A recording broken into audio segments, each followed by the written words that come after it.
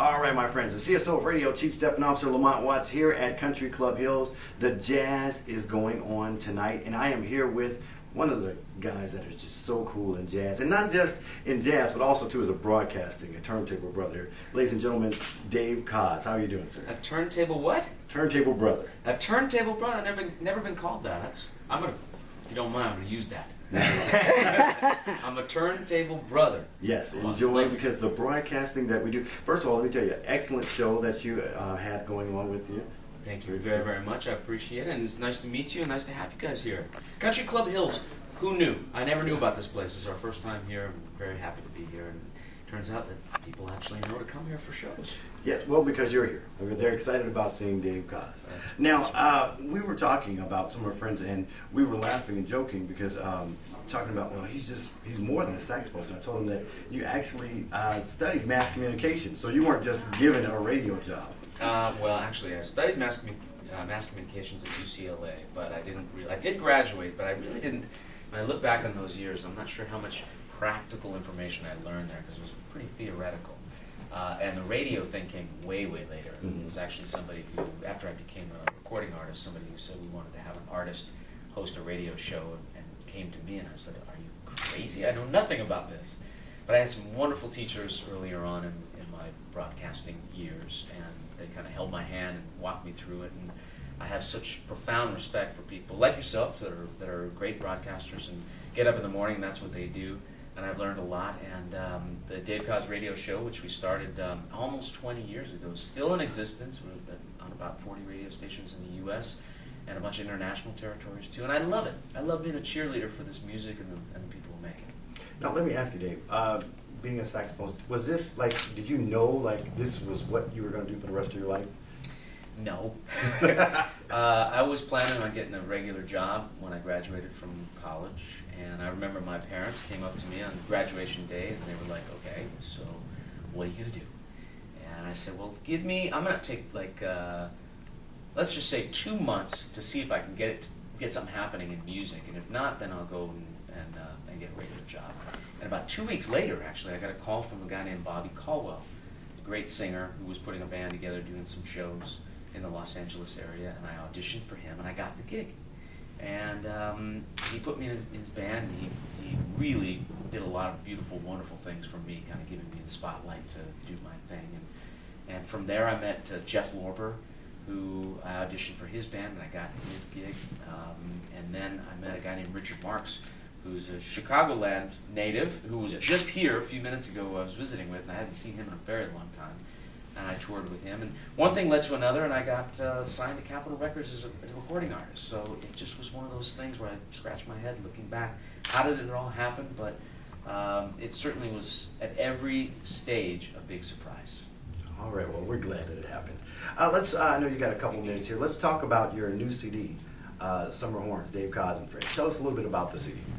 Well, the first record that I ever bought as a kid, I was 12 years old, was Tower Power, Back to Oakland. And I fell in love with that horn section, Tower Power, and actually all those bands during that heyday, the golden era of music, Earth, Wind and Fire, Blood, Sweat and Tears, Chicago, Sly and the Family Stone, Kool and the Gang, Ohio Players. I mean, this is the music that is part of my DNA. It's what I grew up listening to and loving, even though you look at me and go, I don't get it.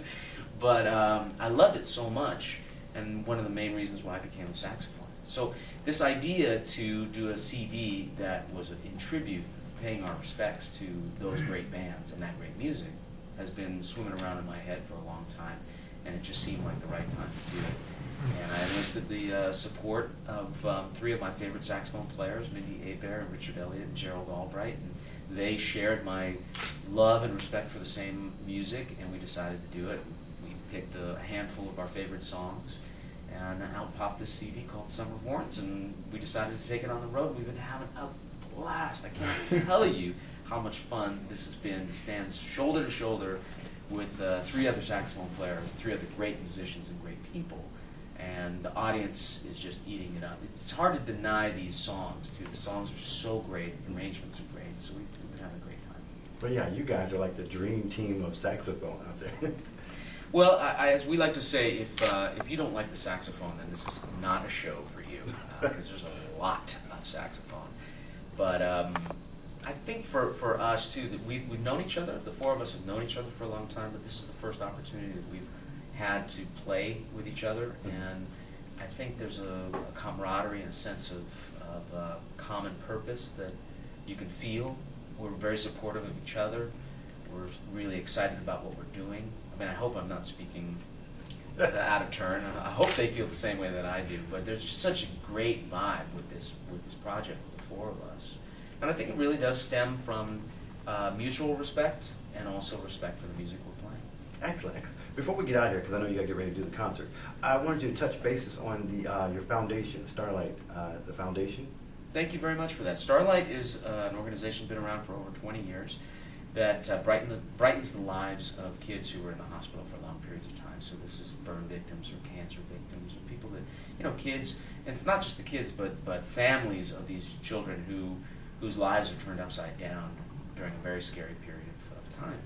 And Starlight does multiple programs for kids who are in the hospital, kids who can't get out of bed, kids who can get out of bed but can't get out of the hospital, and then kids who are able to actually leave the hospital for day trips.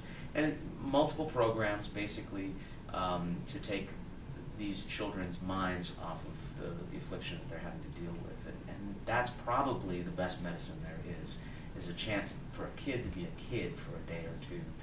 Really does brighten the lives of these kids and their families. So I worked with them for many, many years, almost 20, and I'm what's called the Global Ambassador, which is a very fancy name, but just being a guy that talks about their organization, and I've seen it firsthand what they do, and it's really incredible. People who are listening to your program, they want to find out about it, it's starlight.org. All right, well, we thank you. I know you're getting a casting call to go out there nowadays, and it was just so much to get in. We talked about the Koz wines and situations, but we want to get you on stage because everybody's excited to hear from you. We look forward to hearing much more success from you and hearing a lot more of Dave Koz. Well, thank you very much, and if you'd like to find out about all that stuff, it's usually on the website, which is davekoz.com, Dave Koz.com. Z. And hey, thank you very much for having me. All Appreciate right. it. We're broadcasting live here. It's clubsteppin.com.